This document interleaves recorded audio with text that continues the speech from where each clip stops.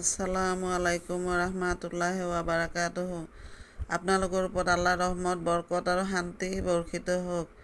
আউযু বিল্লাহি মিনাশ শাইতানিৰ ৰাজিম। বিসমিল্লাহিৰ ৰাহমানিৰ ৰাহিম। খেদা খোৱা শয়তানৰ প্ৰচলনিৰ পৰা আল্লাহ তুমি আমাক ৰক্ষা কৰা। পৰম কৰোণাময় পৰম দয়ালু আল্লাহ তাআলাৰ নামত আৰম্ভ কৰোঁ। আজি মই সূৰা আত-তাকবীৰ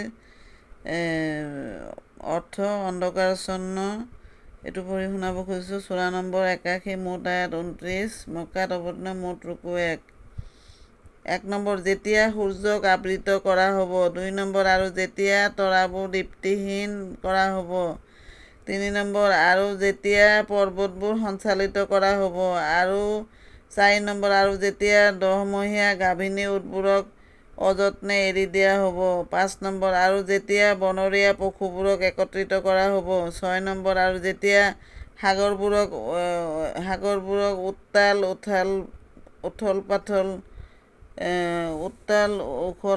উথল পাথল কৰা হ'ব।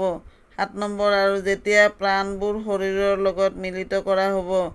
আৰু ৮ নম্বৰ, আৰু যেতিয়া জীৱনতে পুতি থোৱা শিশু কন্যাৰ বিষয়ে সোধা হ'ব। ৯ নম্বৰ, তাইক কি দোষত হত্যা কৰা হৈছিল। ১০ নম্বৰ, আৰু যেতিয়া আমলনামা কৃতকৰ্মৰ তালিকা খুলি দিয়া হ'ব। ১১ নম্বৰ, আৰু যেতিয়া আকাশৰ আৱৰণ অপসাৰিত কৰা হ'ব। ১২ নম্বৰ, আৰু যেতিয়া জাহান্নামৰ অগ্নি প্ৰজ্বলিত কৰা হ'ব। ১৩ নম্বৰ, আৰু যেতিয়া জান্নাত ওচৰ চপোৱা হ'ব। ১৪ নম্বৰ, তেতিয়াহে প্ৰত্যেক মানুহে জানিব পাৰিব সি কি লৈ আহিছে। ১৫ নম্বৰ, কিন্তু নহয়, মই শপত খাইছোঁ আৱৰ্তনশীল গ্ৰহবোৰৰ। ১৪ নম্বৰ, আৰু তীব্ৰবেগে গৈ আঁৰ হৈ যোৱা নক্ষত্ৰবোৰৰ।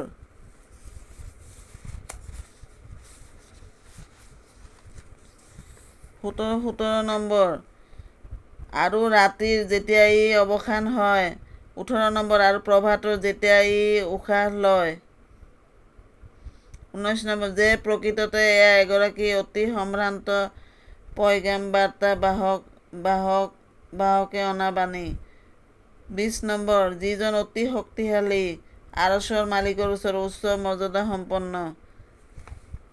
২১ নম্বৰ, তাত তেওঁৰ আদেশ মান্য কৰা হয়, তেওঁ আস্থাভাজন আৰু বিশ্বাসী। ২২ নম্বৰ, আৰু হে মক্কাবাসী, তোমালোকৰ লগৰীয়াজন উন্মাদ নহয়। ২৩ নম্বৰ, আৰু সঁচাকৈয়ে তেওঁ সেই পয়গাম্বাৰক উজ্জ্বল দিগন্তত দেখিছে। ২৪ নম্বৰ, আৰু এই অদৃশ্যৰ এই জ্ঞান মানুহৰ ওচৰলৈ পহুচাই দিয়াৰ ক্ষেত্ৰত কৃপণালি নকৰে। ২৫ নম্বৰ, আৰু এয়া কোনো অভিশপ্ত শয়তানৰো উক্তি নহয়। ২৬ নম্বৰ, তেনে ক্ষেত্ৰত তোমালোকে কোন পিনে গতি কৰিছা। ২৭ নম্বৰ, এয়া সমগ্ৰ জগতবাসীৰ বাবে উপদেশবাণী।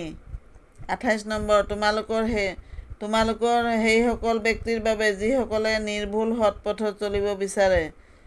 ২৯ নম্বৰ, তোমালোকৰ ইচ্ছাৰে একো নহয়, যেতিয়ালৈকে বিশ্বজগতৰ প্ৰভু আল্লাহে ইচ্ছা নকৰে। সমাপ্ত।